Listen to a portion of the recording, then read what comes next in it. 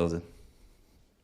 Yeah, yeah. All right. Well, because I don't. I mean, I have just what do I have like the Blue Yeti thing, and then I've got the little thing on it. But It sounds good when you're close to it, man. It sounds great, actually. okay, Like, do you get like really up close? Like, it sounds really good. cool. All right, ready? Yep. All good? All right, everybody. So today we have back on the podcast Mario, Tomic, and Geoffrey Very Schofield. How we doing, guys? Doing great, man. Nice to be here. Now I know you Yeah. guys know of each other, but I don't think you guys have podcasted together. Is that right? No, I don't think Uh, we have. I know we exchanged some messages here or there, but we haven't really been on a live podcast. So, like, this is the first. Nice to meet you, Jeff. the Pleasure. e-meeting, yeah. Brains and gains, Likewise. bringing people Yeah. together. All right, guys. So I wanted to just talk. I mean, in general, sometimes if I have a round table, it's like, okay, these are two people where maybe like Jeff, for example, when we had you and Jeff Alberts, right? They're kind of like different sides of the spectrum. Of course, you agree on a lot of things, but in terms of like training volume and all that stuff. And then other people, it's just I just think we'd have a good conversation, and I think we'd have a good conversation about a few topics here today. So I'll just jump right into a few things. So I don't know which one of you guys I messaged about this specifically, but I originally had reached out when I saw the content on Alex Eubank going on TRT, and we were just kind of discussing that in general. I actually just saw Atlas Power Shrugged on Alpha Destiny, and I'm gonna end up having him on I call him Alpha Destiny still on Alex Leonidis' channel, but I'm going to have him on the podcast as well to talk about some of this stuff. But in general, obviously, you guys are natural. Obviously, you guys you promote a natural bodybuilding lifestyle or a natural lifting lifestyle. And I do feel like for sure in the last 5+ years, the TRT, right? I mean, it's just really taken off from a young age. And my general stance, I've said before, is I really don't care what people do. It's more this feeling that it almost seems like people feel like they have to do it that I'm noticing more, either for to even make progress or to stand out in the industry.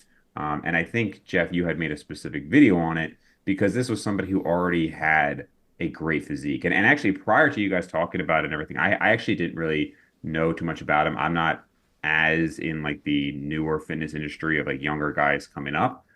But seeing it does seem extremely prevalent. So I just want to get some general thoughts on it because I would hate for people who are 5 to 10 years into their journey and especially in their early 20s feeling this pressure like it's not gonna I'm not gonna have results unless I make this jump. Yeah, it's Yeah. one of those things where I've heard it several times, physique inflation, where what was a good physique 10 years ago is now laughed at almost or looked upon with scorn.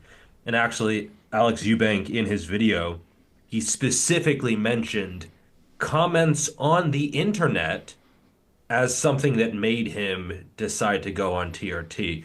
And I'm not even sure if we can really call it TRT because his levels were 300, he said, when he was tested, but that's like a pretty darn lean 300. That's a going out and partying 300. Yeah. That's a Right, not right, living right. the lifestyle 300. And he's also said that he's been well within the normal range. If not, I think he said 900. And if you've been 900 naturally, well, you don't need to go on TRT, especially that young, especially when you don't really have symptoms, or your symptoms are just from maintaining a very low body fat percentage because you want to make the internet happy. So I think ultimately the standards are shifting, but it is almost hopeful in a way because I actually do think he was natural. A lot of people in the comments were like, nah, he's already not natural. This is Mm. just him sort of confirming it. I think his physique is absolutely naturally attainable. So the fact that he was able to get however many million of followers and subscribers is actually a good sign. It's a sign that you can be competitive with a natural physique, and you probably need to do more.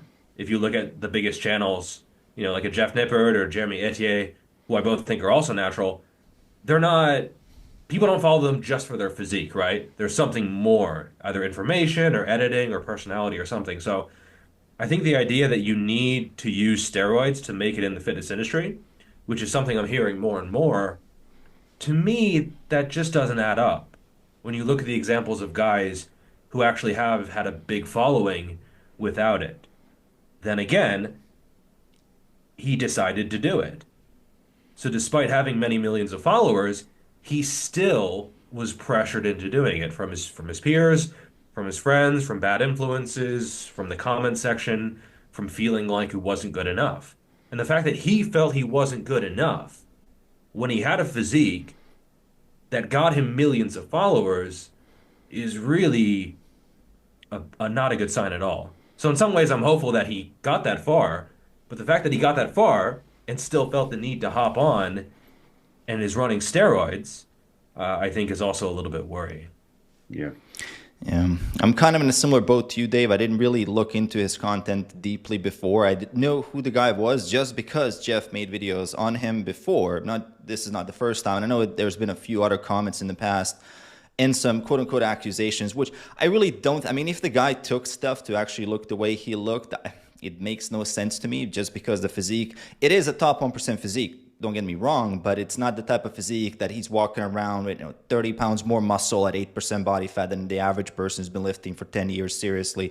Yeah. So whatever he's achieved, it is achievable naturally. I mean, we see those types of physique, especially if you have a little bit of a genetic advantage, you're lean, and we kind of also have to give him credits for understanding how lighting works, how camera work, all that other stuff. So he's essentially presenting the best case scenario, because if someone, it kind of goes back to the root cause of taking TRT. If someone has a little bit lower self-esteem, if someone is actually trying to seek that external validation, they're always going to put their absolute best out there. So if you look at his picture, I'm pretty sure there's hundreds of different angles that were taken, maybe even more than that, videos and whatnot, and then screen grabbed or whatever, the best, and maybe there's some other things that you can do there. So what you're seeing is the best of the best. I'm sure when he sees himself, he wakes up in the morning, he's like, I don't look good, because obviously if you compare yourself to other people on social media, that's a problem. Plus, I'm pretty sure he was hanging out with quite a lot of people that are enhanced, so that's also kind of giving him that skewed perception of reality, like kind of assuming that there's more enhanced people than there really are. It's still a very small percentage of people who go to the gym, or people that in general are on the fitness journey. So he's kind of thinking, well, everybody's on it, right? Why don't I jump on it as well? But again, to me, there's two sort of explanations. If I give the person really a lot of benefit of the doubt, I would just attribute it to young person stupidity, right? We all make stupid decisions. You got a couple of drinks, you do all kinds of stupid stuff when you're in like your early 20s.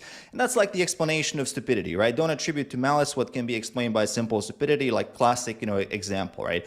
But then there's also other stuff, right?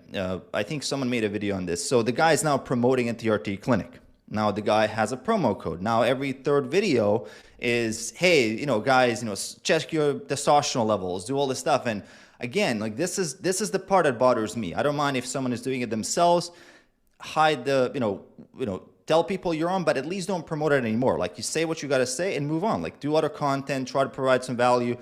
Fair enough. I don't agree with your decision. It's a stupid decision in my opinion, but it's not it's just a decision thing. I don't think you're a bad person. But now if you're starting to get to like lower your moral standards where you're promoting things to 18-year-olds, then now we're questioning, okay, is this actually malice, or is this something type of thing that you could see that the person has lower moral standards, because it's a moral argument at that point. In my opinion, that's really where he crossed the line, if you're trying to push that, because he knows his audience. Like, we all can see our insights and analytics and see who's actually following you. I guarantee you it's not 40-year-olds that follow his content, or 60-year-olds that actually potentially need TRT. I would disagree that with most people's decisions to go on TRT, unless there's a really clear-cut answer, maybe a military injury, someone had cancer or something, you really had to go on it, and maybe you're an older individual, whatnot. But a 20, 30-year-old, I'm 37 years old. We had this conversation earlier, and I think I just listened to that Atlas Shrugged podcast. Didn't go through the whole way, but I think he's also in his late 30s. And again, I've made a lot of progress in the last 4 years.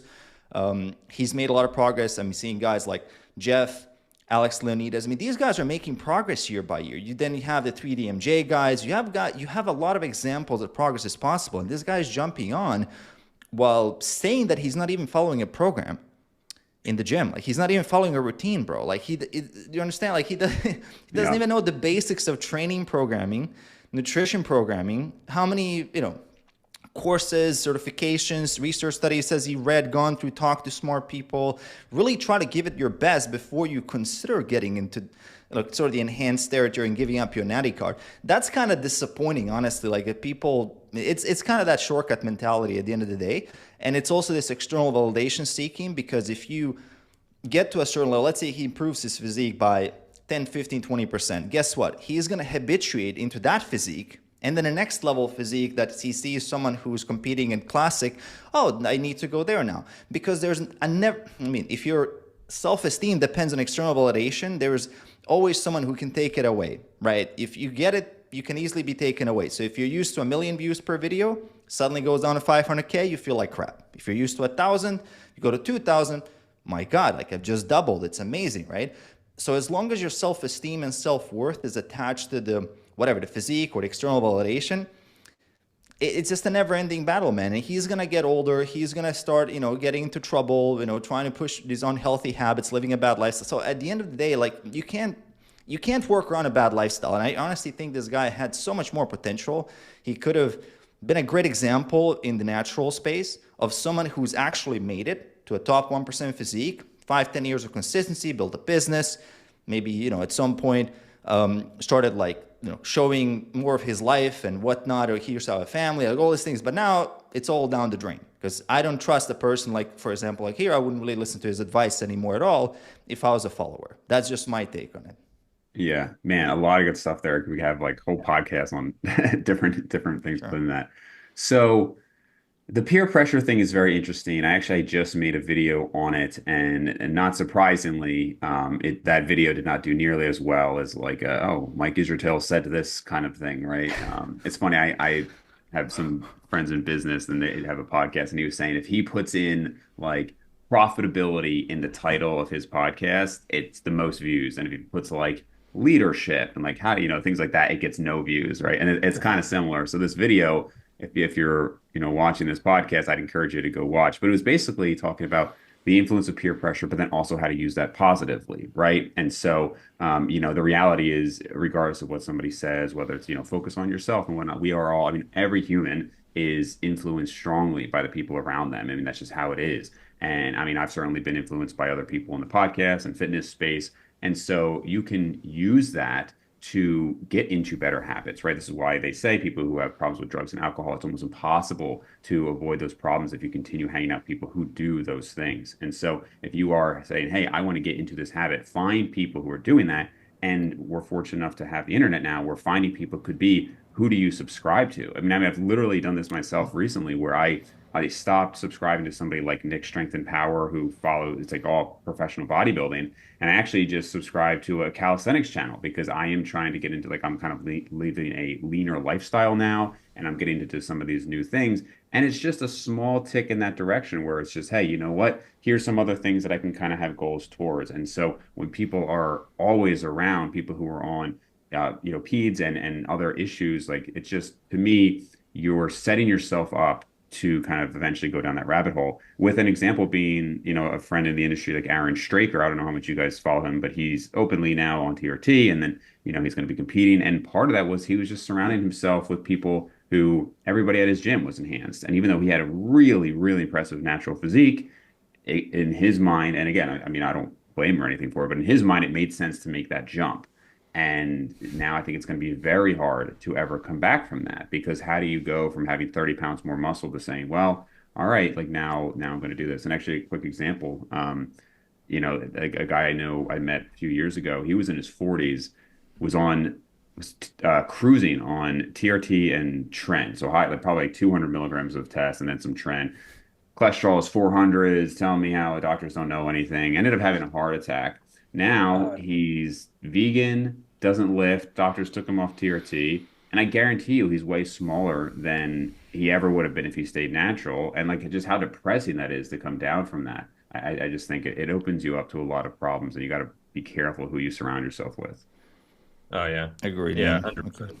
It's one of those things where if there's a group of like kids and one of them starts using, it's just this ripple effect, this contagious. And when you're that young as well, and you see someone else like rocket past you, I mean, we can say as much as we want, like, oh, I don't care what other people think, but we do. Like, we're social creatures. We are sort of built, I think, especially, well, actually both men and women really, but we're very numbers focused. We're very, oh, you bench this, I want to also bench this. Oh, you got your arms got that big, I also want to get that big. And I think it's sort of hardwired into us to be social and then also be, at least to a certain extent, competitive. And for me, you have to look at the downside as well.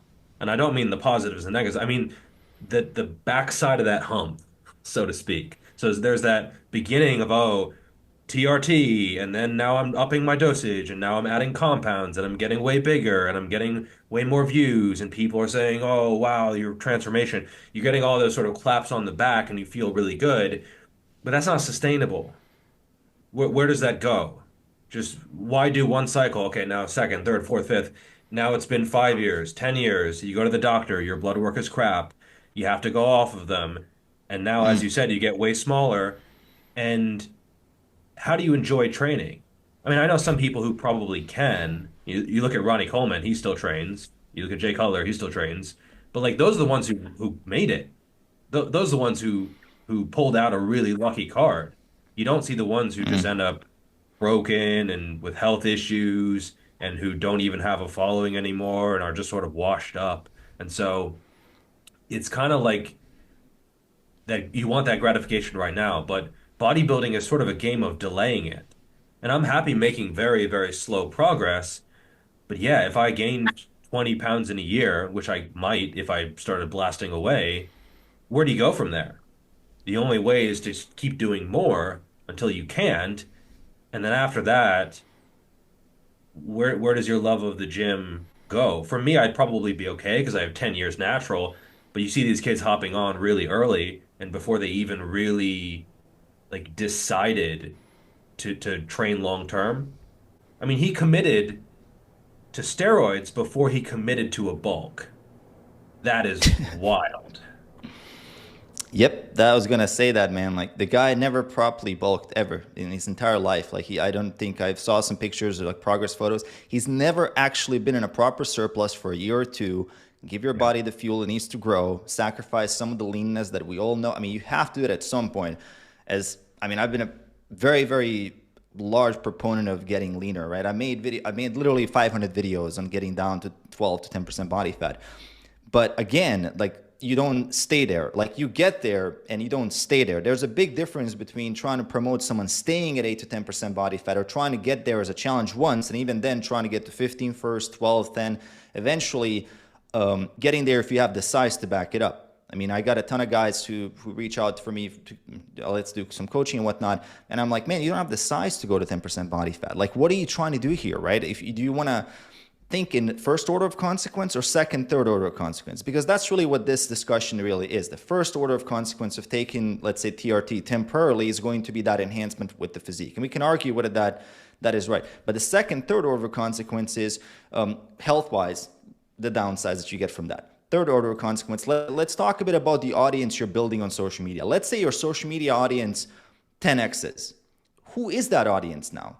Like, are those guys that are now expecting you to stay on and keep getting better and now setting a new standard for you that you will want to uphold, and you don't want to disappoint those guys? And again, when you hop off, let's say you start losing progress, your interests change a little bit, which of course for all of us, Dave just mentioned you getting into calisthenics a little bit.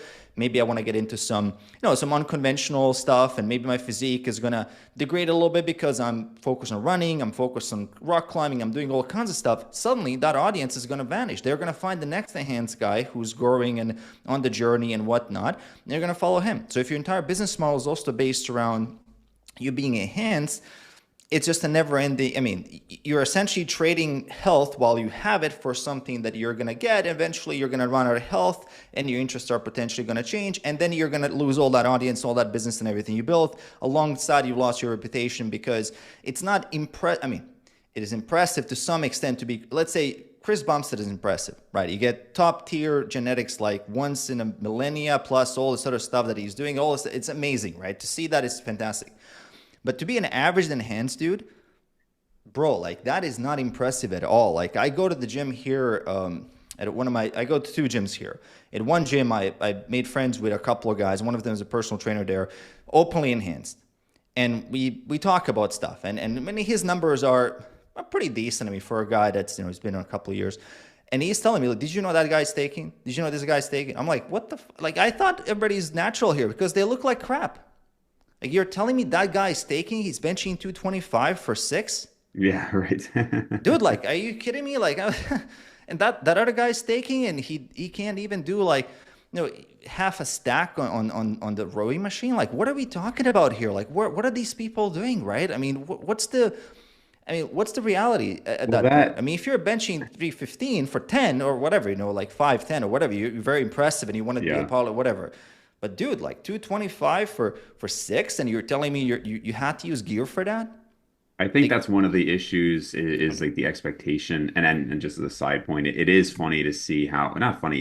It's interesting to see how difficult it can be to change topics from what brought in your audience, like completely unrelated to fitness. I remember seeing these channels that were like cryptocurrency, right? In 2017, 2018, I mean, hundreds of thousands of views, and then the channels are just completely dead now, even though, cryptocurrency is obviously still around. They're just completely dead. So I think that's interesting. But in terms of the expectations, I mean, you're talking about guys who are who are actually blasting gear at times, and they're unimpressive. And so think about true TRT, and I talked about this many times on the channel, and people just really don't seem to grasp it a lot of times. They think if somebody's on 100 milligrams of TRT, that they're just going to blow up. And I can guarantee you, like in almost all instances, that is not going to happen. It's just not. And I've had clients on TRT. I know plenty of people who are on a legitimate TRT. I mean, have patients on it, and they're just like, yeah, like it changed my mood and stuff like that. But that's really it. Like, it's not like these guys are just jacked out of their minds. You have people who are either saying they're on TRT and are on way more than that, or they think it's TRT, but again, it's like sports TRT, 200 plus milligrams. So that's just something to keep in mind when even truly enhanced people sometimes aren't as impressive. The other thing is, I I'm very against this idea. Like I was actually surprised. So I listened to quite a bit of Peter Attia. He's a big longevity and health guy, and he even said recently on the podcast, like, yeah, if we have somebody on TRT, if we're going to do the thing, we're going to do the thing, and we're going to get them to the top of the range. And to me, I'm like, in what other areas of medicine would you be like, well, if you're deficient, let's just blast you. If you have low vitamin D, let's get you to over the range. Let's just blast the crap out of it. Like, why would you have that mindset? If somebody has 200 nanograms per deciliter of testosterone and they really need testosterone, why not get them to like 650, like a healthy level? Not to mention that there may be a reason that their body has lower levels aside from just that, they have like sleep issues or something. Maybe they are more sensitive to androgens. And now you have somebody who maybe would be ideal at 400, they're at 200, and you're putting them at 1,000 just because, not even considering the fact that you're oftentimes measuring them a week after their injection. So you're actually getting the lowest point. So now they're living at 1,000 to 1,500 most of the week. Like I just don't understand that mindset. If this is truly a replacement, in no way. I mean, your area under the curve could be 2 to 3 times what an actual natural would be at, and I just don't understand that mindset. If this is truly medicine, I'm all for it. Get them to normal levels. It's just odd to me this mindset of like, yeah, well, one quick point on that. The natural ebb and flow of testosterone, right? Blasting sure. is very different from it, right? So what we're talking about here is we're changing essentially how, first off, what you're injecting is doing, how it's not having the natural ups and downs as we all do throughout the day and whatnot. And then on the other hand, I'm just kind of going back to why people jump on. And I have clients who've gone on TRT, and I have clients now asking for TRT quite often. And they have a single testosterone check, single one, just one, while they were dieted down, but let's say they lost 40 pounds, they felt a little bit diet fatigue, they go do their blood work, they see testosterone is on the bottom of the normal, right? Should I go on TRT? The first question, because they're, person that they were checking it at, well, maybe you should consider TRT. That's a single one measurement that is in a dieted state. Nobody's asked, what are your calories? How's your sleep? How many checks have you done? Let's say, have you done them across, let's say, a period of 9 months, every 3 months, or every 2 months, every month, to actually check like a couple of times to see, to validate the data. Because you could have been unlucky. I mean, I've done a recent one a couple of years ago, I ended up like 350, which is pretty low. Like I've been as low as like 140 or something when I was Really? cutting down to 7% body fat and whatnot.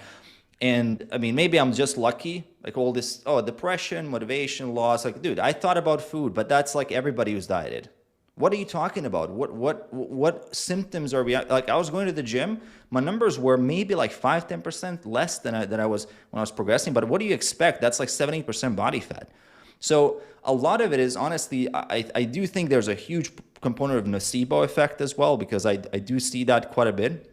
You convince yourself in a sense like I'm weaker because of the testosterone, because now there's this problem of over attribution, right? Once you get that one measurement, you over attribute everything that's happening to you to that one little thing. Now it's no longer that you're checking your phone before going to bed, that's why you have bad sleep. No, it's the testosterone. Now your fight that you had with your spouse is testosterone. Now it's like low T because you're feeling down, like low T because your strength is not going up, low T because your measurements are not going up, low T because you're not losing weight. Now everything is low T because of that one single measurement, which in itself might be false data. So, I mean, I generally tell clients, let's validate this, let's double check in a couple different clinics, let's do it over time, especially if they're 50 plus, which a lot of my clients are, and some of them have gone on legitimately. And as you said, they aren't blowing up, man. They're just feeling a little bit better.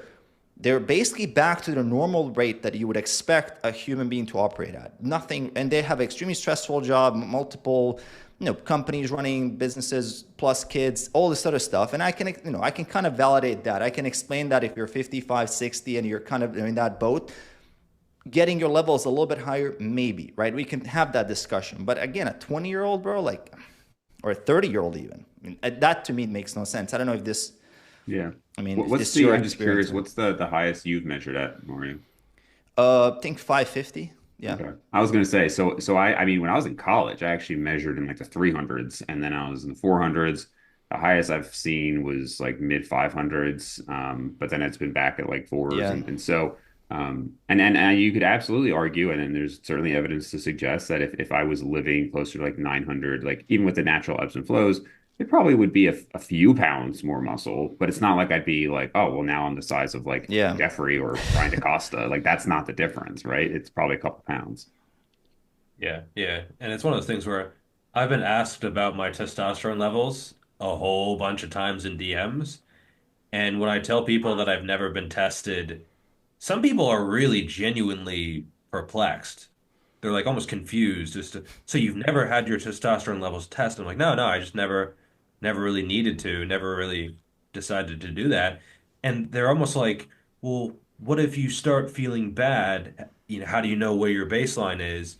Or almost like if you start having bad sleep, like you could have low testosterone. And yeah, they attribute anything bad that happens to them to some hormonal reason. And it might be that, but it's one of those things where I am going to be doing all the things to maximize my testosterone levels anyway. The sleep, eating a healthy diet, de-stressing, all that stuff. But I would be doing those anyway. It's not for the testosterone levels. It's just because those are what are ideal to live healthily anyway. So, I really just tell people to focus on living a healthy lifestyle, and the testosterone is kind of a byproduct, but if it's on the low side and you feel fine, I mean, that's just, there's going to be a range anyway, bell curve. So, Can't yeah, prove I you're a think fake for natty me, if you never get tested, Jeff.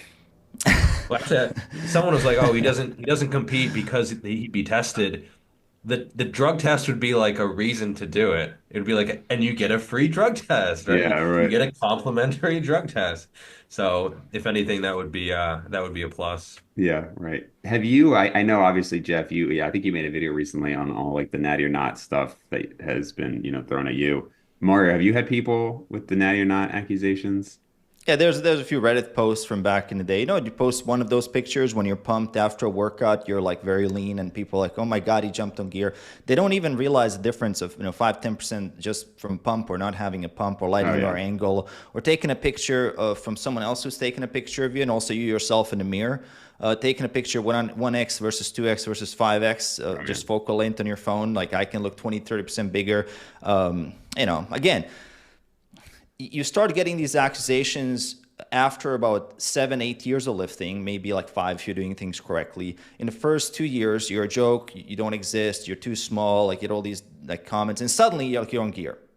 Like, Yeah. there's what is there, like, can you see, the track record of progress? Like, because someone has been doing this for 10 years documenting, you can see, videos, and you can see from Jeff, you can see Instagram, you can literally see year by year that the physique is gradually, incrementally improving by a little bit, right? It's not like this person is suddenly blowing up and gaining 40 pounds. And if they did gain, let's say 20 pounds, they got fluffy.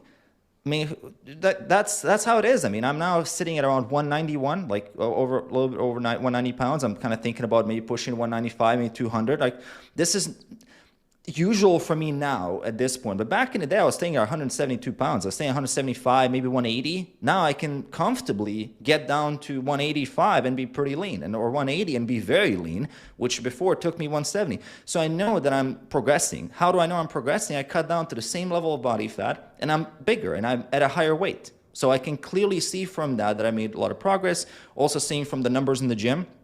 Now I'm benching 350, so 140, 315 for 6, which I couldn't do that like 4 years ago. Like, there's no way I could have done that. And if you look at that in the gym, like, who else? Like, I mean, I don't know, maybe one more guy in the gym that can.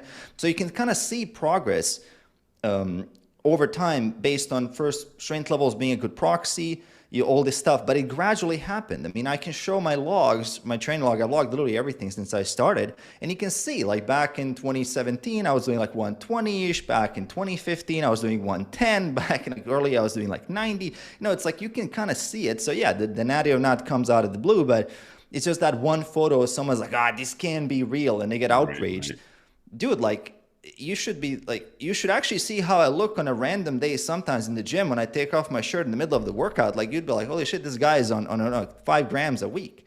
But that, you know, like, because you take a random picture sometimes and people don't understand just the natural fluctuation in the physique itself. Like, you know, especially when you get lean, like, some days you just look absolutely peeled.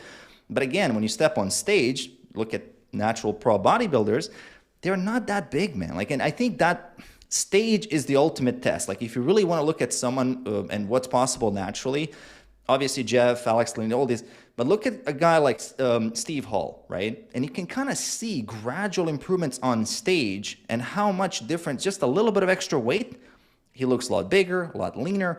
And again, you could confuse, you know, you can see a picture like that and say he's a fake Natty, but not, he obviously is not. Like, the guy is clearly putting the work and has the knowledge base, same as we're living and breathing fitness, talking about every single day for 10, 15 years. That's not your average dude in the gym who's on gear. Like, I think that's really a lot of confusion. The body fat thing is obviously a significant factor too, because, and just for reference, Mara, remind me, you're like 5'10"-ish or something like that? Yeah, I'm 5'10", and again, this is like 190 is now like my baseline, where I'm okay with building, probably around 15-ish or so % body fat. Last time I did a DEXA scan at 187, I was 15% body fat. I'm pretty sure now I'm like 15% at 190. Yeah. If I get to 200, I'm probably going to be close to 20%, man. Like, that's how it is. Like, I barely gain any muscle. Like, for 10 pounds, I maybe gain 2 pounds of muscle at most. And you, you're like, what, 15 years into lifting? I think so, something like that, maybe longer? I started 2010. So 14 years. Yeah. So, and I think that makes sense, because I said this before, but I know some people think that I'll be like, well, you're not going to make any progress during this time. And I think after like 20 years, you're probably not. But I definitely think at like from 10 to 15 years, you can absolutely still make great progress. I mean, I see this all the time. So it wasn't optimally done, man. I know that my 15 year, or let's say 14 years, it was not all optimal. Like, nobody can tell me, okay, you've reached your natural genetic potential. Have you ever trained your forearms directly? I haven't.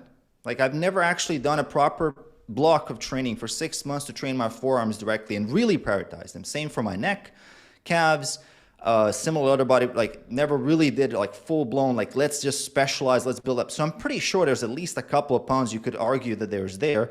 And then also the travel, having a kid, business building, like all the stuff. Fitness was never a #1 priority. And I guess that at least could show you can make a lot of good progress without things being 100% optimal. Like, if I was 100% dedicated to the lifestyle, maybe there was a couple of more pounds I could have gained for sure.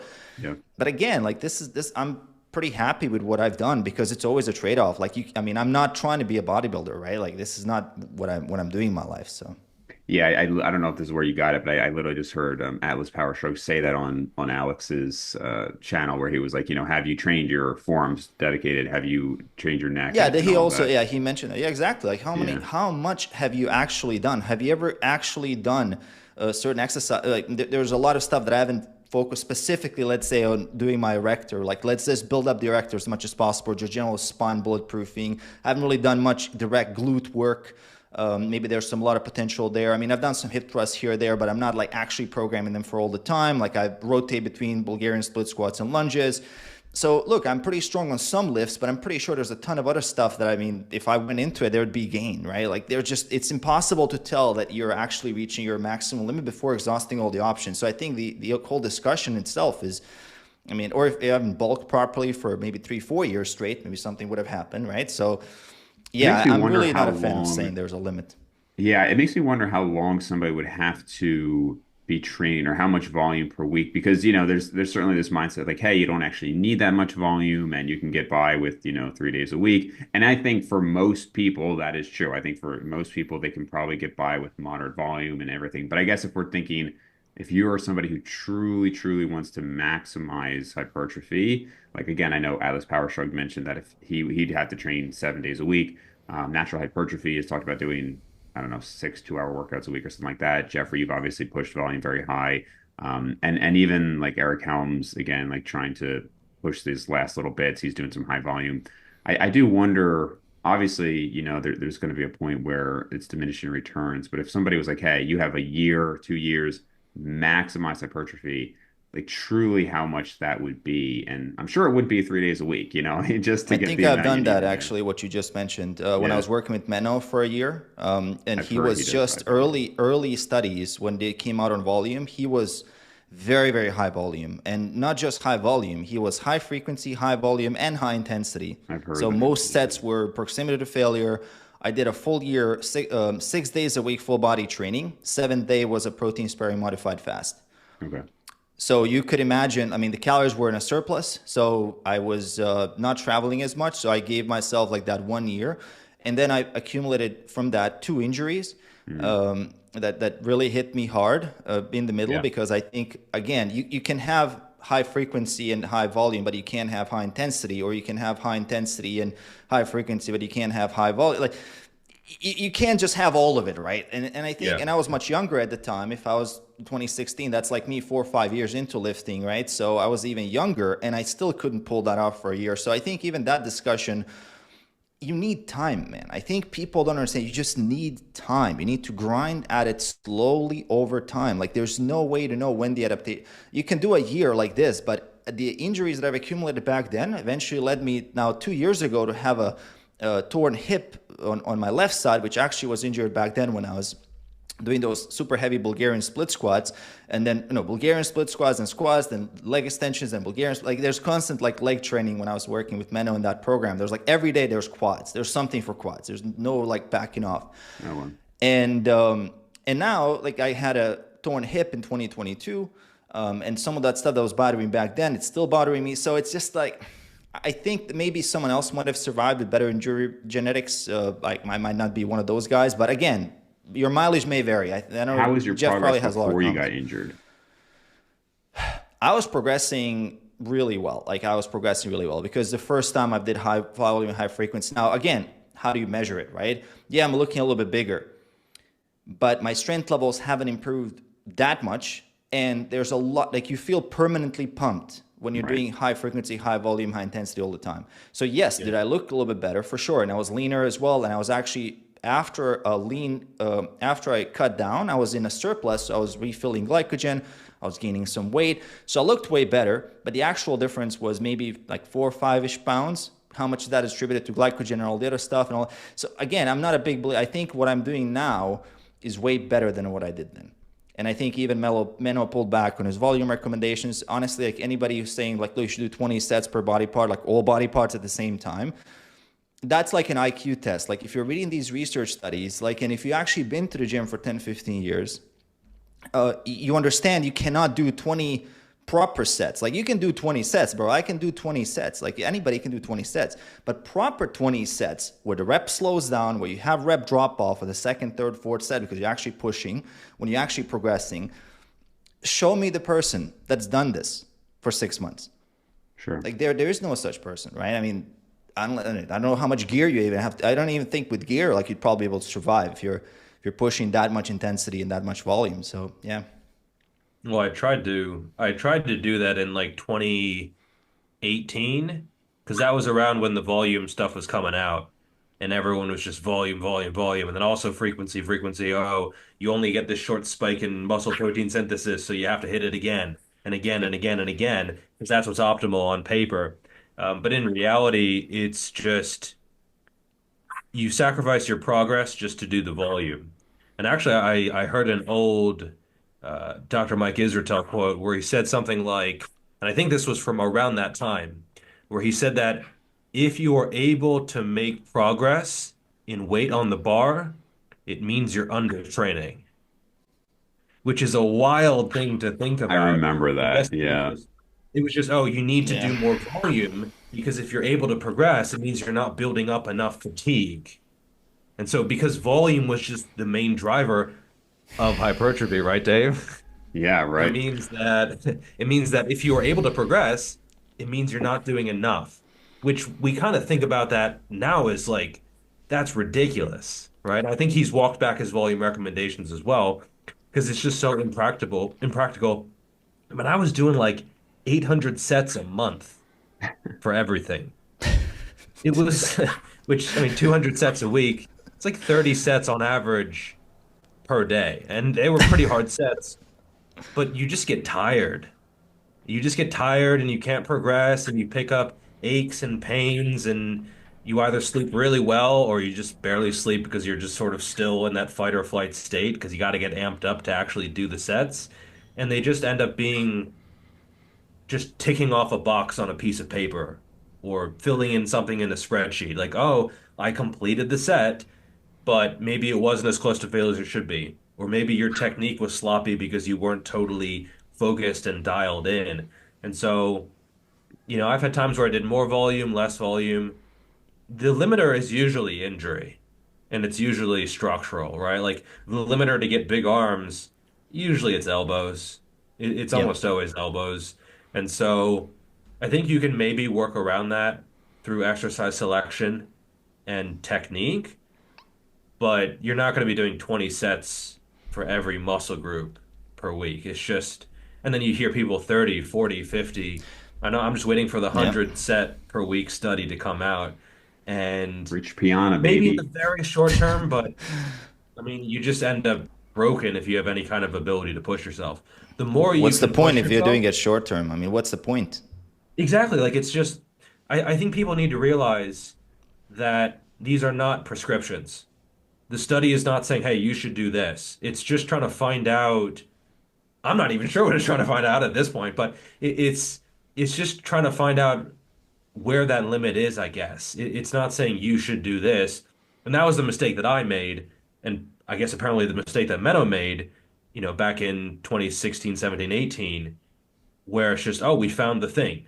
The thing is just volume. It's just more sets because that's the thing that correlates. And now it's like proximity to failure. That's the thing that correlates, right? The new meta-analysis. And so it's both volume and proximity to failure.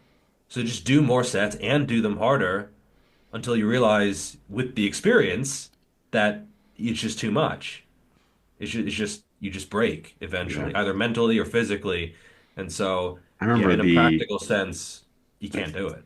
the first time, I don't want to say it's the first time, but one of the earlier times I came across Mike Israetel. This is when he was like still didn't have like a huge following, and he posted on Facebook about how it's a great idea when you're dieting to drop your heavy sets and just go high rep because it's a great way to keep your volume high while dieting. And I just remember, I mean, this wasn't like 2000. This was like 2000 and I don't know, 16 or something. And I was like, oh man, we're going back to like the Yeah, 70s when you would do high reps to get shredded. Like I was just that's some amazed to Arnold hear shit. somebody say Yeah. that. So I don't know. He's got some interesting takes on things. Yeah, it's look. I met Dr. Mike, and credits to the guy. I mean, he's a very highly intelligent person. Like he's extremely fun to hang out with. We Yeah. had a blast hanging out together, and I would definitely want to hang out with the guy. Like just when, but I mean, obviously there's some things we're going to disagree on, right? And I think it's not an end of the world if we disagree on certain things. But again, if we're talking from a natural perspective, if you're telling me 45 set studies, if you're telling me 20 plus sets, I don't see it in practice. Again, 1,000 plus clients. I worked at this myself pretty much for the last 14, 15 years. If I try to go 20 sets, I mean, maybe as an intermediate lifter when you're pretty weak, like you can probably get away with maybe 15 to 20 in some muscle groups. But man, like if you're getting to a limit where you're going to break, as Jeff said, like you can try to do it for a short, maybe a mesocycle at best, and try to survive it and potentially eke out some. But what are you going to gain out of a month of doing it? Realistically, like what are you going to, if you're trying to adapt everything at the same time, so you're both your quads, hams, chest, back, arms, like you're trying to adapt the whole body in 1 month, what are you going to get out of that, right? You're just going to get beat up. It's going to slow you down. You're going to have to recover and burn out for another month or two. So you're missed out on 3 months of actual productive training that at the end of the day, I think net gain would have been better if you just stuck to properly periodizing your workouts, maybe some reactive deloads here or there, double dynamic progression, stick to a proper surplus, and just eke out slowly over time what you can gain and try to get stronger in the moderate rep range. Like, again, I'm trying to simplify things for people. Like, if you're not stronger in a moderate rep range 6 months from now or a year from now, what are you actually doing? On a benchmark lift, we have benchmark lifts. For me, it's the bench, the RDL typically that I use as a benchmark. I use the leg press as a benchmark for my quads because I can stabilize it. I know it's pretty much clear-cut range of motion. RDL, I pretty much standardize it. I know my bench is pretty standardized. So it's a benchmark lift. So I know if my bench has gone up, something good is happening. So I think that's kind of what's often missed as well. People need to generate some new hypotheses. They need to, obviously, we don't know much about training. We don't know everything about training. The studies are pretty limited. We don't know much about training natural advanced lifters, especially. Who knows what could work, what could not work. But anecdotally, that's why I'm excited about content from Alex Leonidas. I'm excited when Jeff makes a video, or someone who's been doing this for a long time, like yourself, Dave. And there's a couple other guys like Bold Omni Man, I think Basement Bodybuild. Like those are guys that I can actually relate to their content because they see what's happening in the gym empirically, correlating it some with data, but then also showing, okay, this is what I'm gaining right now. But when you're talking to enhanced lifter, experiences and content, how much is it the drugs? How much is the method, right? And how do I separate the two? I don't know. So I'm not saying it can't work. I'm not saying it's not, properly done. But my level of skepticism is dramatically higher when I'm listening to something from RP versus when I'm listening to something from Alex Leonidas. It's just the level of skepticism I have. Is that the drugs that why you're doing this, or quote unquote growing? And how much have you grown? Where are the measurements? How much weight did you gain? How much stronger are you? How do we even measure this? Because you can't tell me the pump is a measurement. Like I'll just get a pump for 3 months and nothing's going to happen. I've tried training like this. Nothing happens. You tried training 20, 30 rep ranges as a natural and based your entire lifting program on 20 to 30 reps. Yeah, sure, people say you can grow the same amount of muscle, but I don't see it in practice. Like you can tell me that it's happening, but I just don't see it in practice over the long term. That's why I'm basing my sets on 8 to 15, like every other natural since the beginning of time who's grown. Maybe I'm wrong, but I mean, that's what I'm seeing in practice. So, I mean, that was my most recent video with, I don't know if you saw Mike Gishelle's post, and it was talking about, he said a lot of times naturals are coping by hating on people who are on peds, and how, essentially, his example was, would you not listen to like, an elite level driver? And Jared Feather came in and was like, oh, an elite chef. And my thing is exactly what you said. It's like, dude, it's just, you cannot separate what the drugs are doing. You just can't. And I've even given the example of somebody where it's like somebody says, well, I'm growing on less milligrams than I was before. And my analogy to that is like, that's like saying, okay, so like if you were on, let's say your maintenance is 2,500 calories, and then you were like doing a super bulk with 4,000 calories. If you cut it back to 3,500, you're still in a surplus, right? So you still have super physiological levels. Just because you're growing doesn't mean you maxed out that previous higher dosage. So you can keep gaining on lower dosages for a long time. And I just, again, it's such a huge variable. And even when people say, oh, but genetics are also a huge variable, they are, but you can't just up your dosage of genetics. And so at least that's consistent. And Exactly. it's not that, and then some people comment and they miss the point. They say, well, he has a PhD in this, or he's really impressive or whatever. That's fine, but that doesn't explain the changes we're seeing. If Alex Leonidas tells me, hey, you know what? I was doing this and my arms stayed at this size, and now I did this other thing and they really grew. After 12 years of training, they grew. I can take that to the bank, and maybe it won't work for me, but man, like it clearly worked for you, and it clearly wasn't drugs. And it's just, I'm not trying to hate on those guys. It's just, it's such a huge influence. You cannot be completely objective and say that it's not going to muddy the water. Have you guys seen a lot of content coming out just downplaying the drugs? Like you've seen that, right? It's like you've seen downplayed. Bro, like if the drugs don't work, why are you taking them? Just the icing on top, man. Like if they don't work, like if it's only 5% difference, and if you can bridge that 5% gap, why are you taking them? And how is that 5% difference then actually explaining the difference of, say, 80, 90 pounds that you see, people actually, I mean, yes, they're blasting more, but again, if it doesn't work, why are you on drugs? Like, why are you risking your health and cutting your lifespan down for nothing? I mean, that's even a worse thing to say. Yeah. That's even a worse to look, guys. Like, I'm destroying my health here, but it doesn't even work. I mean, Yeah. Yeah. The lack of objectivity, that's what frustrates me. I genuinely, I yeah, really don't care if people use or anything like that. It's exactly. just, it's very hard to not see the bias there. I I did want actually to feel ask, well, go ahead, Jeff. well, I actually feel bad for some steroid users because I've seen, I don't spend a ton of time on Instagram scrolling, but occasionally I'll find my way to the home feed. And I clicked on this video of someone doing like a lat pull in, and he had really good form. The advice was really good. It's a really good video, clearly enhanced.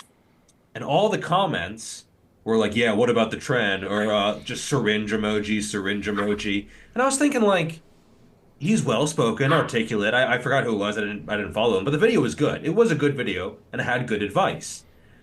But people didn't focus on that at all. And so imagine spending your whole life building muscle and then hopping on, getting big, impressive, and then all the comments are just focused on that one little part. I mean, which admittedly Yeah. makes a big difference in the physique, but what if John Meadows was around now? Would all the comments just be like syringe emoji, syringe emoji, syringe emoji? Like I almost kind of No.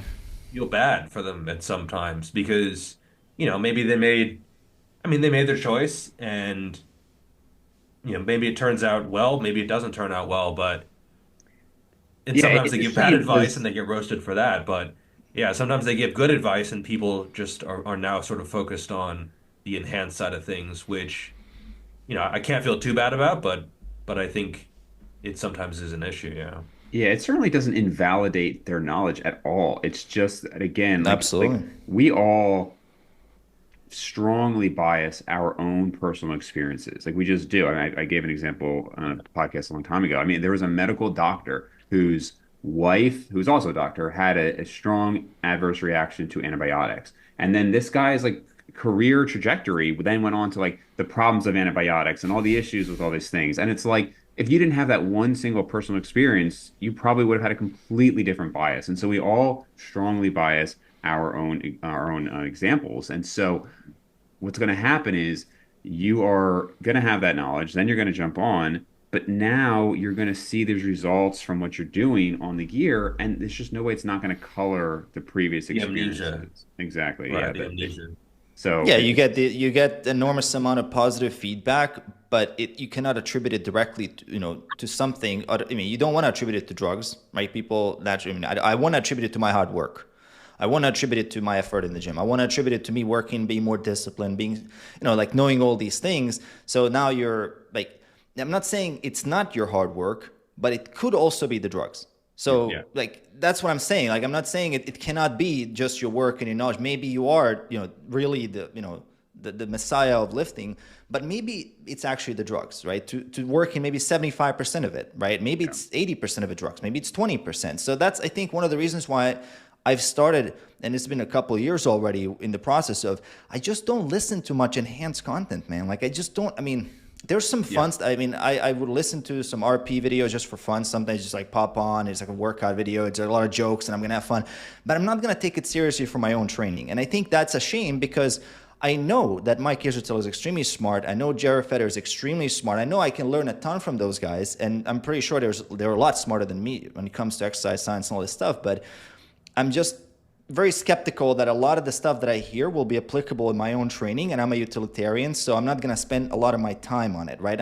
If I listen to something that Jeff made, and okay, I grew my arms by an inch, or like basement bodybuilding, okay, preacher curls, bro, okay, let me try the preacher curls again. Let me try some, so like I have more trust that might work for me, so I'm willing to give it a try more often than I am when I hear something like, I don't know, that there's this new like lying down bicep curl. Like, bro, like I just don't see how I can actually build that to any reasonable weight and the stabilization. Why not just do preacher curls and incline dumbbell curls and Bayesian curls and all this other stuff that works? Like, there's just like some stuff that it might work, but I'm just very skeptical. I'll give it a try, if I feel like I'm going to try something new, but it's just the level of like the dose of me being kind of criticizing that it's much higher at this point. Yeah. You had mentioned, like how are we actually tracking that progress? And obviously, I'm very big on that. I'm very big on measurements to the point that like some people probably think I do it too much, but to me, the objective measures are very, very important. So one of those is a training log. So I wanted to do it. You guys know Bro Science Life, like Dom, that whole thing. Yeah. So Yeah. I'm just gonna play like a 1 minute clip here. Let me see if I can share the screen appropriately. Yeah, he's great. He's I've been been around watching for a his stuff for long like 10 time, years. man. I Yeah, know, man. He's long been doing time. this for a long time. I was watching his videos years ago, and he was hilarious. I don't know which episode he's at. There's like that number episode, like he's Tracking your workouts, writing in a little journal. Dear diary, I had a bad day today. My boss yelled at me, so I didn't have time for lunch, and I got real sad. And I went to the gym and I lifted less than last week. Man, I just want to go to bed and go to sleep so this day can be over. Quit writing love letters to your workout, you fucking simp, and just lift the goddamn weight. Oh, how much did I lift? A lot. How many times did I do it? A number of them. What is it? You just pick it up, put it down. Put the fucking journal down. Put little stickers, little gold stars every time you do a little lift. It's not that fucking hard. You do this every single day. The same 4, 5, or 6 exercises for the same reps, 8 to 10. How hard is it to remember? You're not even overloading. You're just doing the same goddamn weight. Why do you need to write it down? Just fucking remember it, dude. Maybe this is why you're such a fucking idiot. You need to go to the gym to compensate for your lack of intelligence and personality because you can't remember a goddamn thing. You put it in a little fucking diary over here, tracking my this, tracking my that. Yeah, so he went pretty hard on it. But and obviously, his whole channel's a parody. But to me, it's very funny because I've been tracking from day one. I mean, literally from day one. At this point, I could pull up any workout I've ever done and tell you, what I did then. And it's been crucial, but in the same, like, I don't know if I actually need it at this point in that, to his point, it's mostly the same thing, I'm changing things dramatically. Kind of like somebody asked me the other day, do I weigh all my food? I actually do more of a habit. I definitely do not need to. I did like a 2-year period where I didn't, and I don't know, I just enjoy it. So I don't think I need to, but I'm curious how crucial you guys find at an advanced level to still be tracking compared to, let's say, for a beginner. Yeah, I'll let Jeff go first on this one. Okay. Yeah, it's one of those things where I've done it every workout since day one as well. I lost my initial training log the first maybe 2 or 3 years. But yeah, since like 2017, 2018, I have everything written down and recorded. So I don't really have like an A/B test.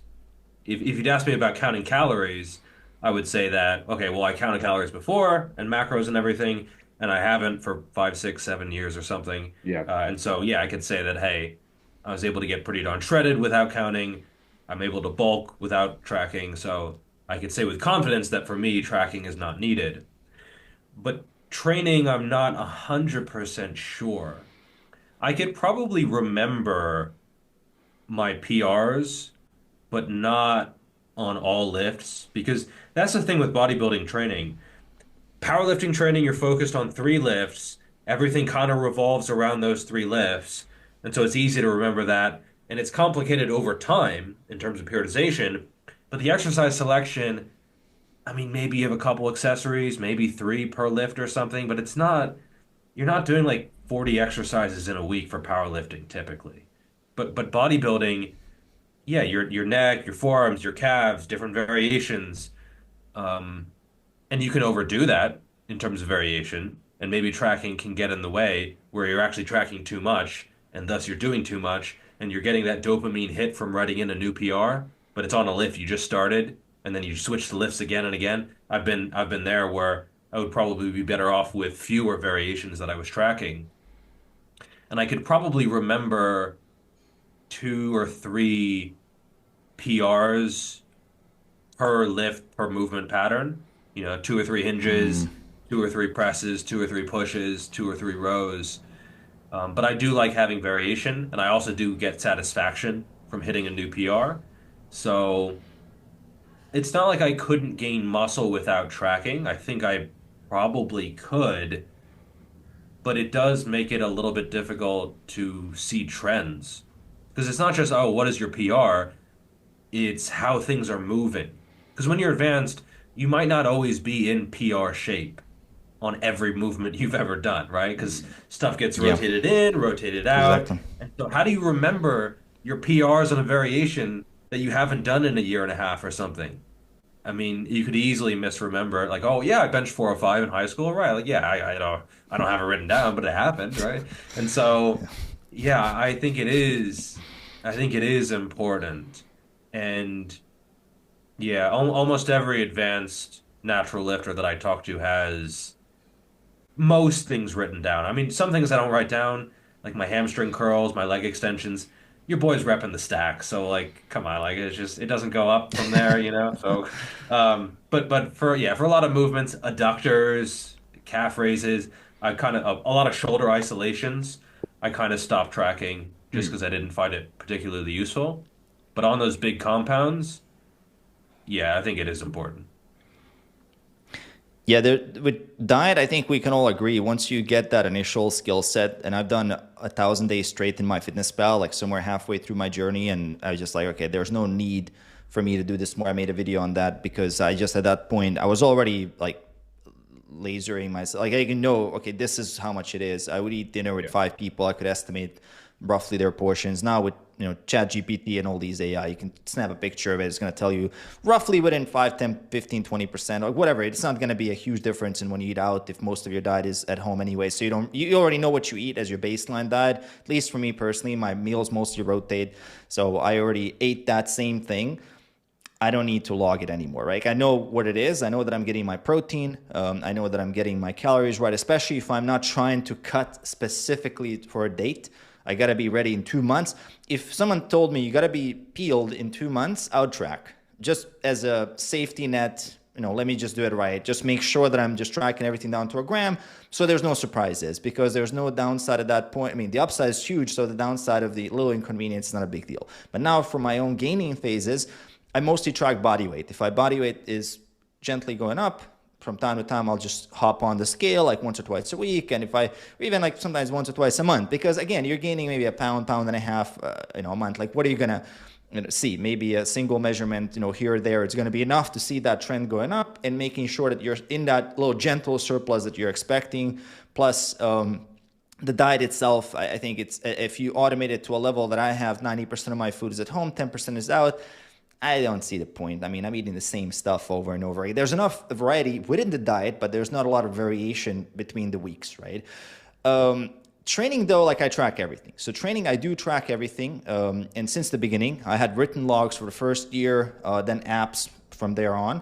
And I'm tracking every single lift. So for compounds, all that. So what you mentioned with your benchmark, your big compounds, that you remember them. Yes, that's true. Like I remember my RDL best, I remember my bench best, squat best, and all of that. But on a third set of a hip adductor that I did 3 months ago, and if I got an extra rep today, that would be a PR, and I wouldn't know if I didn't have the app. So because I'm running like double progression dynamically on each set, so I'm actually not going up in weight until my third set gets to the top of the range. So I'm like running each set comparing to that same set next week and the previous week and the next week. So I'm kind of separating them. I do need the log sometimes to kind of check, okay, what's going on if I'm rotating a lift and returning it back? What would be a baseline weight to start with?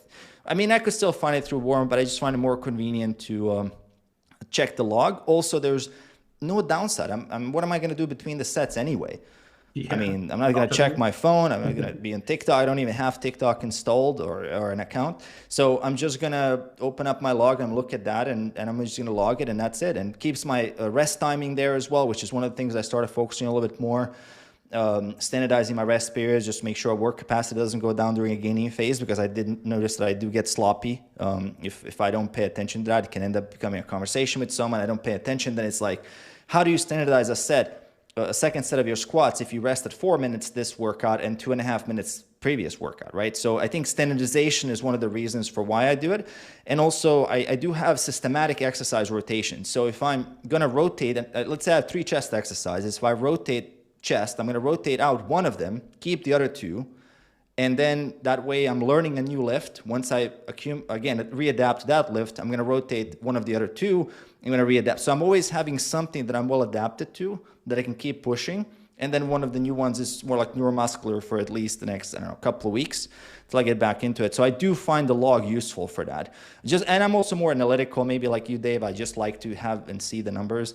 I mean, there's some personality, like I'm an engineer in the background, so I just like that stuff and like the sheets and all that stuff. So yeah. Do you guys, I think you might have said, are you mostly doing it on your phone and do you then transfer Everything is elsewhere? on the phone.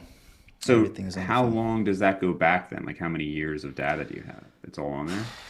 Geez, since 2015 maybe? Like Is it the same app?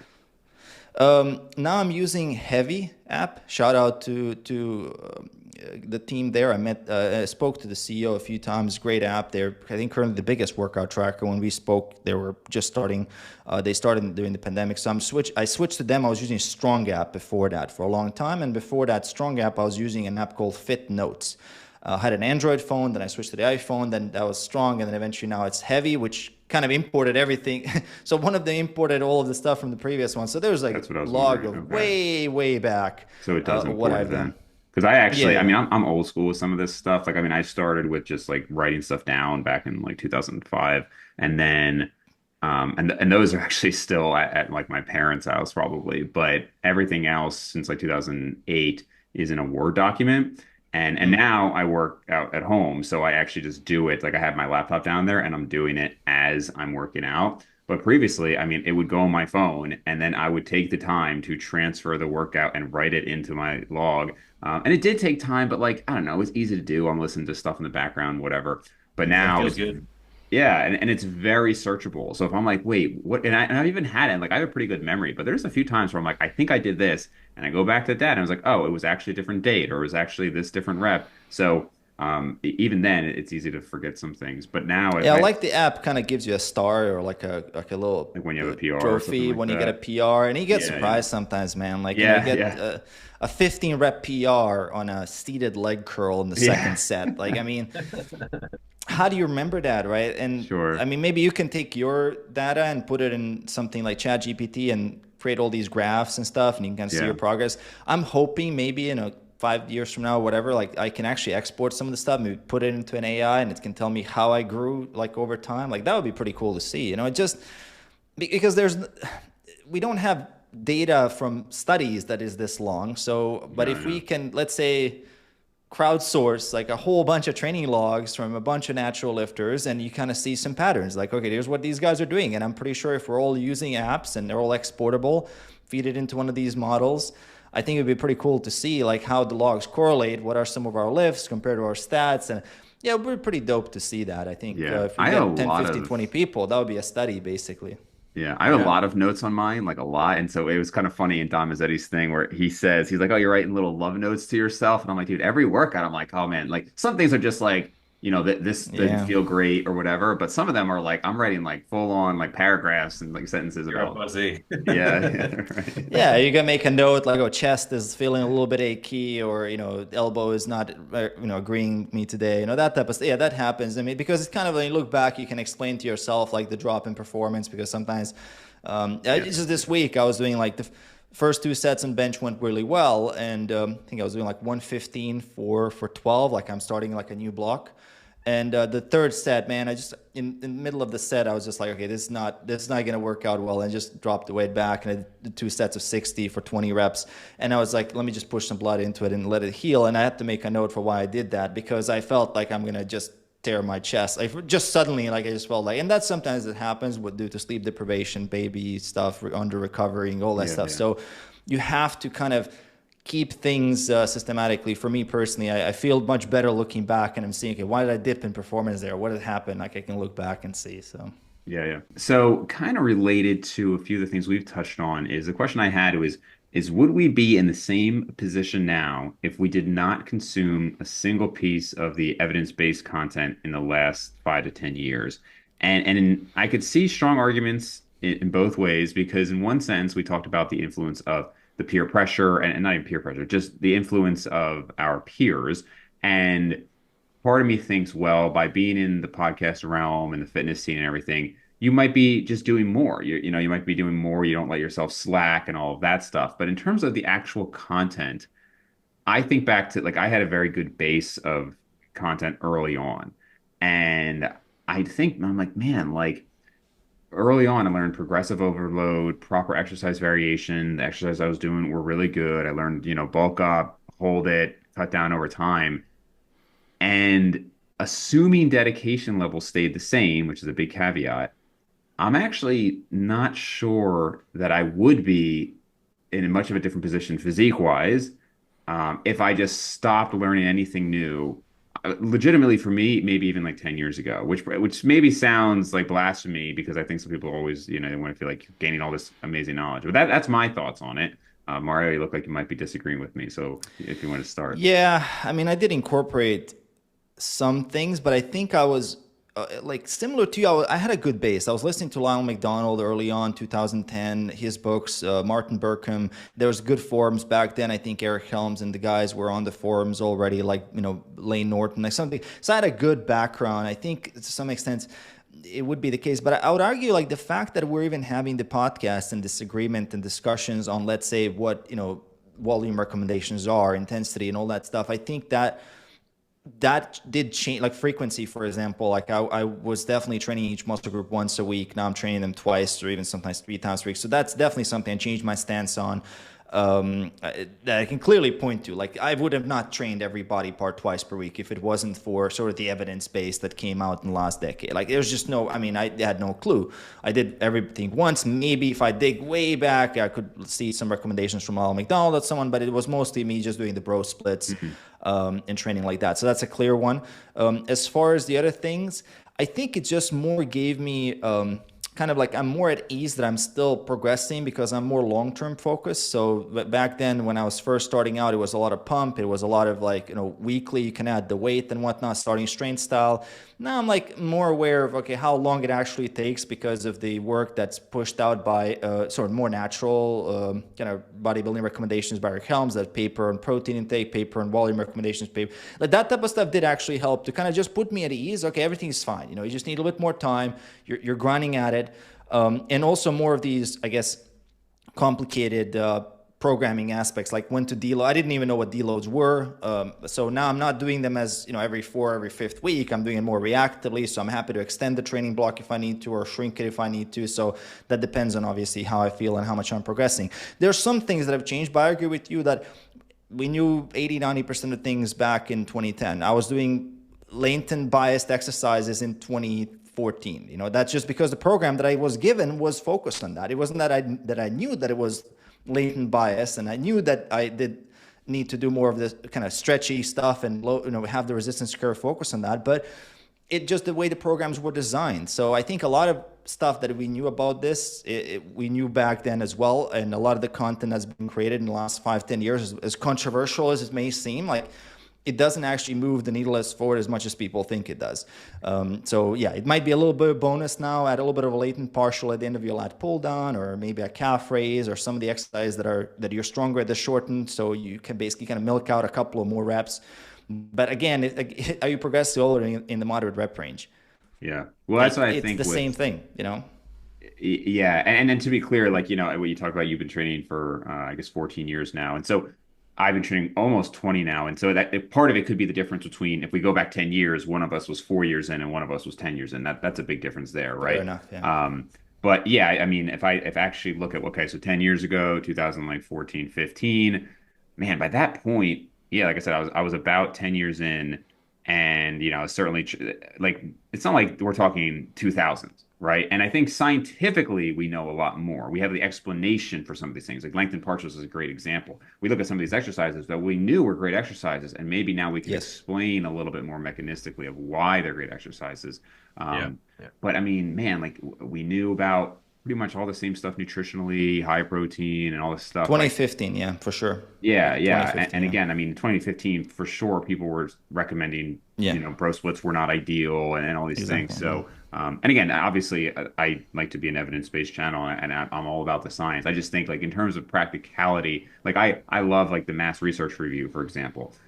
But I'll tell you, 80% of the articles are either we already knew this, it didn't actually add to the body of evidence, or it was a bad study, so we don't listen to it. Like it's kind of like the same status quo, you know? So it's cool to talk about. I like it. I just don't want people to get lost in it. Yeah, no, Yeah. we often it's, and I'm also subscribed to Mass. I really enjoy it, but it's rare that I see something and I'm like, oh wow, this changes everything, or even this changes anything, because sometimes it's just we find out why, and that's interesting to me. I like understanding why things work.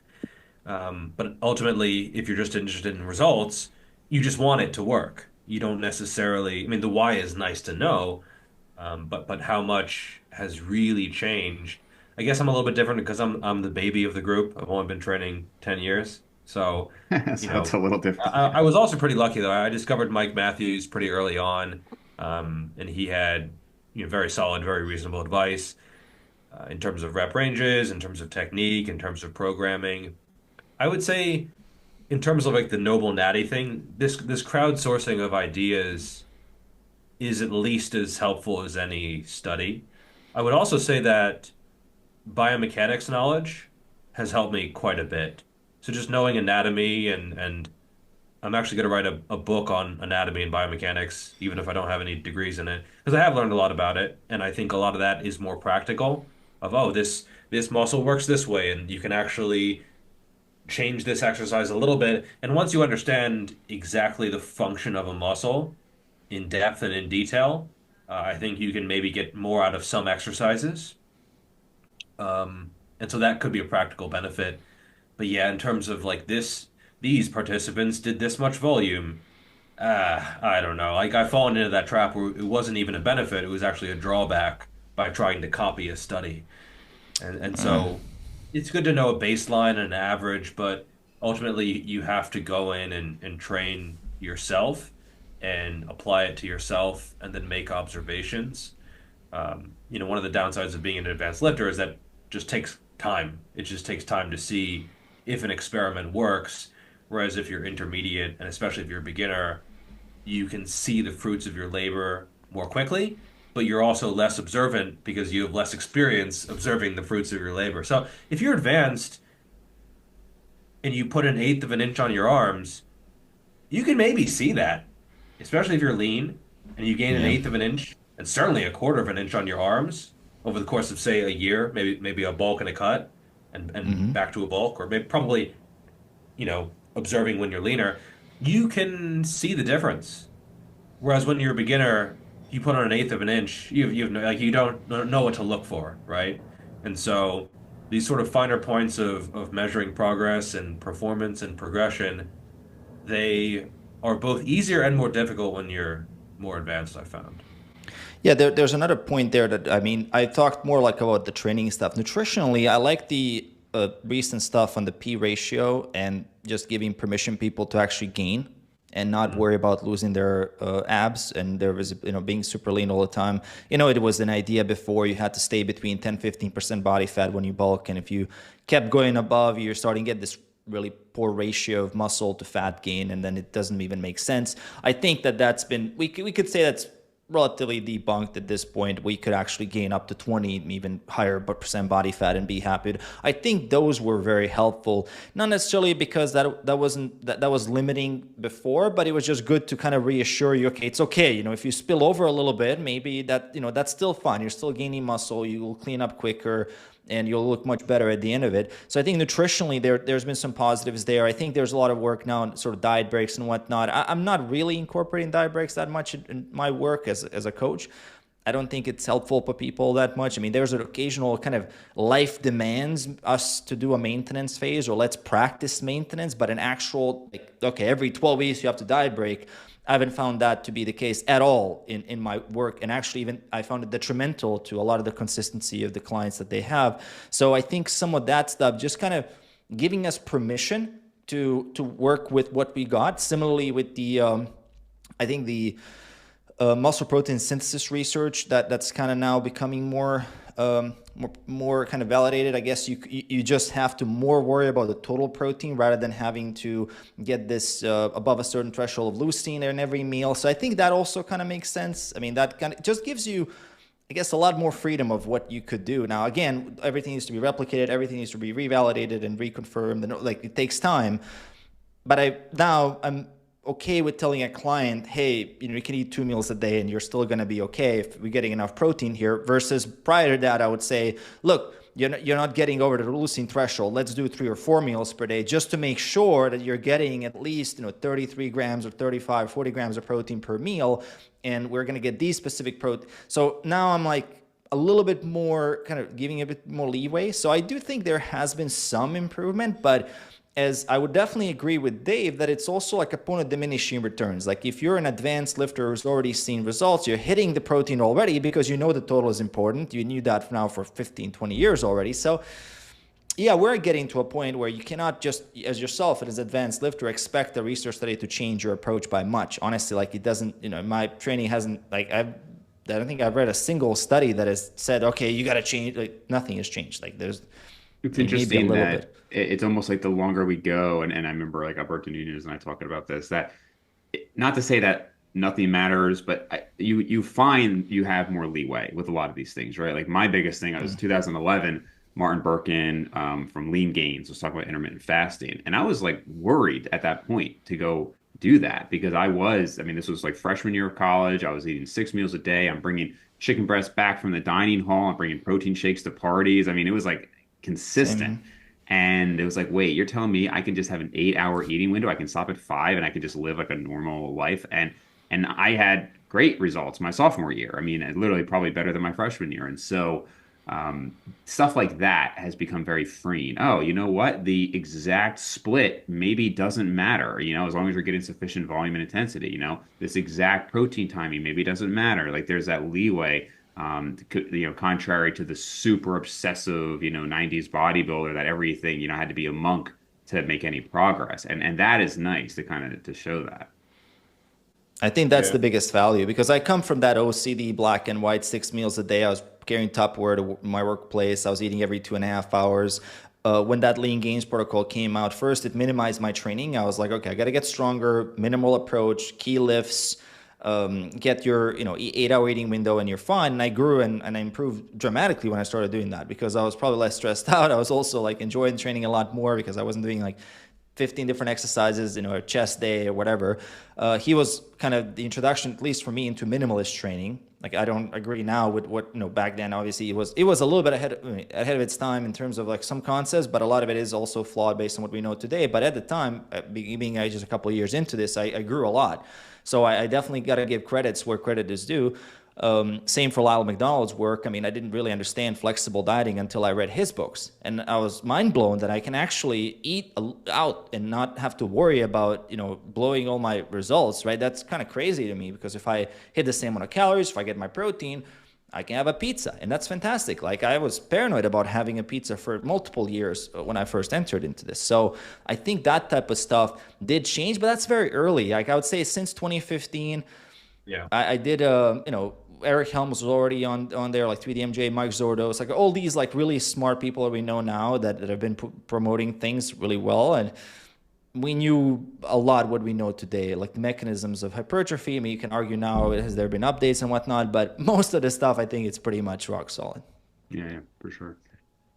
Cool. And then this, I probably should have put this a little bit earlier. This probably goes more with like the Alex Eubanks kind of discussion in general, but this is to say the general discussion of manipulating or even straight up lying about stats online and to like come across a certain way. And I find like, of course, we're all going to post our best pictures, right? Obviously, there's certain pictures where like I don't, unfortunately, I don't get a lot of natty or not accusations, but there are some where you could say based on this lighting or this, but I try to be very honest about the stats because I don't want people to have that idea that like just because you look a certain way, it's always that time, right? So that's why I'm big on it. So I'll say like, hey, like right now I'm pretty small, so I'm 180 pounds, but I'm also pretty damn lean at this weight. I'll tell you like my arms slightly over 16 inches. Like I'll tell you the actual stats. And this is why I say like if you look at somebody who's like this height, this weight, they maybe are going to be a big person or they're not going to be a big person. Like you can just kind of base on that.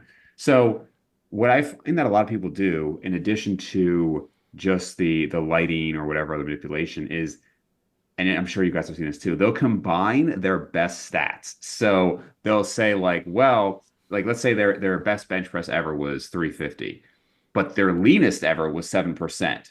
And so they'll be like, yeah, so I'm like 7%, I bench 350, or they'll say their biggest arm size with a lighter weight. I just saw this guy who I followed him very briefly, Adam Frater, because he was like a calisthenics channel. I unsubscribed after like 2 weeks because it was just a lot of kind of douchey content, honestly. But he posted this picture and he was like, 6 foot, 180 pounds, and he was like peeled in this picture. And I'm like, so wait a minute, you're shorter than me, smaller than me, leaner than me, but you're the same weight as me. Something does not add up here, And again, I think it's just kind of combined. Have you guys seen this, or people kind of just again like they'll mention their best of everything? Yeah, I have. And it's one of those things where I was going to do a video explaining FFMI, so fat-free mass index, which is your height, your weight, and your body fat percentage. And I thought it would be a really simple discussion. Height, that's straightforward. Weight, that's straightforward. So it's really just knowing your body fat percentage. Bing, bong, boom. It's just BMI and then take out the fat mass, right? Super simple. But then I realized, like, actually men lie about their height all the time. And I don't know if I think Arnold did at some point, and it's just very common, especially if someone's like close to 6 feet to bump themselves up, Sure. which actually ironically gives you a worse FFMI. So when you're trying to maximize your Yeah. FFMI, it's like the one time when you actually want to downplay that. And then I also weight. People lie about their weight all the time. Mike Van Douche, whatever his name is, he was being asked by some guys to hop on the scale because he said he was 260 or something, and he did not look that big. And so he's like, "No, why do you want me to step on the scale?" And so some people lie about their weight as well. Yeah. Or maybe they took a bunch of drugs and then they got to a certain size, and then they're forever 260 or they're forever 300 because they identify as the big guy. And so people lie about their weight as well. And then body fat percentage, I mean, yeah, most people don't even have a clue anyway. So you see people who are like, I'm 26 FFMI, but I don't look that impressive. And I'm just Right. thinking, how did you mess this up so badly? Yeah, If yeah. you're 26 FFMI, you look like a freaking monster. Yeah. It just, Or there's the no way around pictures it. are when they're shredded. And we all do this. Like they'll post pictures from when they were shredded, but the lifting videos they're bulked up lifting videos, right? So just that combination. And again, that's not always disingenuous. Sometimes it's just you post a picture because you have your thumbnails or whatever for the year, and now you're bulking. And like I'm not saying this is always with negative or ill intent. It's just something for people to be aware of. Yeah, if it's a fat loss video, you're gonna post a lean picture, right? So you're not gonna post a picture of, let's say, I've tested this quite a lot on my channel. Like if I post a picture of me doing a pose that's more like a muscle lean pose, I'm bigger and I'm almost as lean, but it works better if I'm a relaxed lean for that video. Just the click-through rate is higher, and also it attracts a different audience because not everybody wants to be as big. Or doesn't really care about posing or muscle growth. But you're right, on social media that the stats are totally skewed. I mean, how many people are like walking around 200 plus pounds, 8%, 10% body fat? Like, where are these people? People lie about their body fat percentage straight up.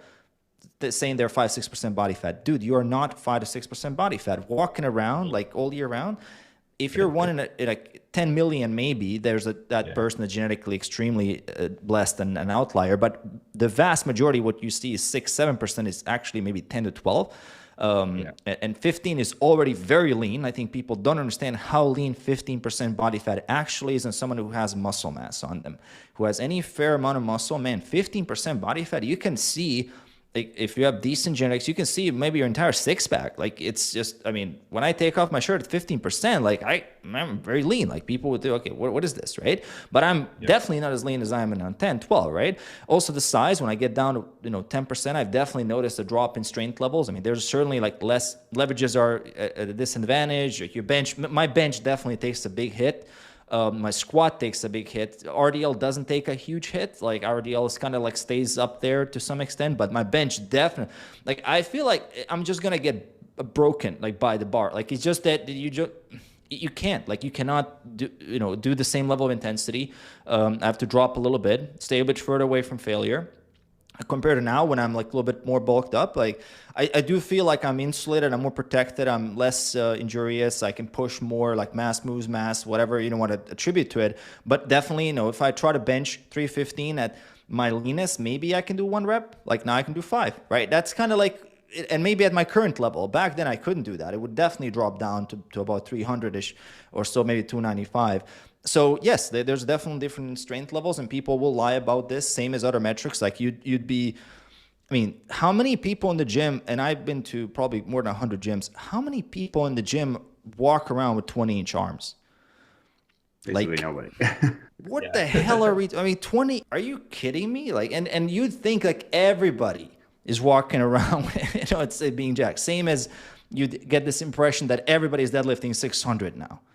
Dude, nobody's lifting 600. I promise you, in the average gym, like unless you're in a powerlifting gym, nobody's doing 600 pounds on the deadlift, right? Like who's deadlifting 600? Same as benching, 4 or 5. I've seen it once in my gym. It was like I was passing by as a powerlifter, clearly enhanced, did 4 or 5 for a set of single, and that's it. Like nobody's doing that much weight. So you kind of get this, in general, social media gives you this impression that everybody is more jacked than you, everybody's stronger than you, everybody's leaner and bigger than you, everybody is everything better than you. Yeah. Reality is much, much, much better for you. Like when you realistically assess things, and you're probably fine. Like if you've been training for 5 years, taking this seriously, following the advice that you hear, what we say here, and other people that are kind of like, the general stuff, you're getting stronger, you're probably fine. Like there's nothing wrong with you. If you're not like, 10% body fat all year round, benching 315, squatting 4 or 5, deadlifting 500, like for reps, like that's just, I mean, you're probably fine. Just wanted to give people some proof that it's for sure. okay. I just had Pack, Dr. Pack on the channel. We were talking about this because he had a freaky squat. I mean, at 21 years old, he squatted 600 pounds, which is just absurd and very, very, very rare. And he agrees with us on this. Man. He That's agrees insane, with us. dude. But, in my genetics video, I talked about how Candido had shockingly said that he feels that most people can achieve a 500-pound squat with moderate training. Like that's a pretty direct quote, and it's just like it's such a strong bias, right? Again, I said people always take their own bias. He has massive legs, great genetics for squat and deadlift, so it's hard for people. Yeah. So it's hard for people to separate that, but obviously, no, that's very clearly not true. But yeah, it is tough because you do realize, like when you look in the real world. And again, I haven't been to nearly as many gyms as you, Mario, but certainly dozens of gyms. I mean, I think I've seen one 405-pound bench. Again, huge guy, very likely enhanced. I mean, it's an exceptionally rare thing. 315, you see people do 315. But, we'll see 315. But not 405. Real quick, I'm curious, Mario, I know obviously you're going to have various thumbnails, but let's say you take your last few thumbnails, where would you put your body fat in that, like just to get a reference here? I need to see what video you're referring to. Let me just open my YouTube really quickly. Yeah, sure. So you're talking last one? I would put this probably around 10%, the last 2 videos. Yeah. Okay. And then the one of like after that, habits keeping you above 20%, would you say? I would put this one more like 12-ish or so. Okay. This is when it's climbing up. That's just based. I was much heavier in this photo on the habits versus the one that 5 rules, and versus the one that's habit. I was heavier at least a few pounds. Yeah, for sure. I'd agree with that assessment then as well. Yeah, just because obviously everybody knows the example of Kino body, right? Walking around 6% and very obviously isn't, right? So that look, maybe it's not his, like maybe the deck size lying to him. So he's like, look, guys, here's the proof, right? Yeah. No, I get it. You have to be critical of the deck size as well. The deck size, I mean, I get clients who are 250 pounds and okay, Mario, I did a DEXA. I have this much muscle. If I only need to get to 200 to be like super jacked and lean. I'm like, man, like when you get to 200, do a DEXA and then we'll talk. Because when you're doing a DEXA at high body weight, it's going to be off. Also, when you're doing a DEXA at low body weight, it's going to be off as well. So it's kind of like the DEXA itself. We have to be very skeptical of that. People, and again, that person is 250, barely lifts, right? Yeah, And he's Abel showing had the him that he has opposite. like 190 pounds of lean muscle. Bro, like you don't have 190 pounds of lean Yeah, muscle. yeah. Like I'm telling you, like it didn't lift, right? Yeah, Abel's came back at something crazy, like 28% body fat or something. Like it was just way, Right. way, way Yeah. off, you know. So mine, I have only done one. I'd like to do another one. And it had me at about 16% at 195, which is probably like somewhat accurate, you know. But to me, it's like it would be inaccurate enough because I was in a different state at the time. So it's like, man, unless I had the exact same machine, Yeah. I just don't even know if I really Yeah. care. I just go There's a by big skin difference. folds for the most part. I Yeah. think skin folds are for the average person, not the body fat calculation from skin folds because they put me at way too lean, but I just look at the skin folds at a given weight and I compare that Mhm. to the same thing as with the arm measurements or whatever else. To me, it's the most consistent way to do it, but I don't focus on the actual like calculation of what it tells you percentage was. Yeah, Yeah. I've seen some awful Dexas, like Steve Hall's Dexa, where he was shredded and it gave him like 11% or something. Yeah, yeah, So yeah. yeah, I just don't Makes put no that much sense. faith Yeah. in them. I mean, I right now I'm like 21 to 23%, I would say. And if I take a video pumped under the good lighting, I get people who are like, bro, no, like we can see your abs through your shirt. You got to be like 15%. And I'm like, I've gained 40 pounds Yeah, yeah. since I was Yeah. shredded. You really think I'm 15% body It's fat? kind of And so crazy people with just the don't really know. They just don't know the numbers. I mean, I'll get people who say, potential clients or whatever, where they say something like, I just want to gain like 10 pounds while dropping 10% body fat. And I'm like, you even know what you're asking? You're Five asking years. amounts of muscle while getting shredded. It just doesn't. So I think people sometimes just don't run the numbers, and some people just don't know how to assess body fat percentage. Hey, maybe there's a video idea there, yeah. but it is What something would you that guys say is realistic? Let's say you've been lifting for 4 or 5 years, maybe not super optimally. Someone comes to a client and says, "Look, I want to do a proper bulk for a year. I want to gain 12 pounds, a pound a month." What do you think percentage-wise would be muscle and would be fat? Just out of curiosity, what do you guys think? So you said 4 to 5 years of Yeah, lifting. like, but it kind of half-assing typical Yeah, gym stuff. Maybe they have an app that gives them some kind of workout, like a generic yeah. stuff. They're not like 100% dialed in with everything. An important caveat. So you're not saying how much are we maintaining after cutting back down. You're saying the No, I'm gain just 12 saying pounds. like 12 pounds is on. How much of that would actually be muscle? How much would that be fat?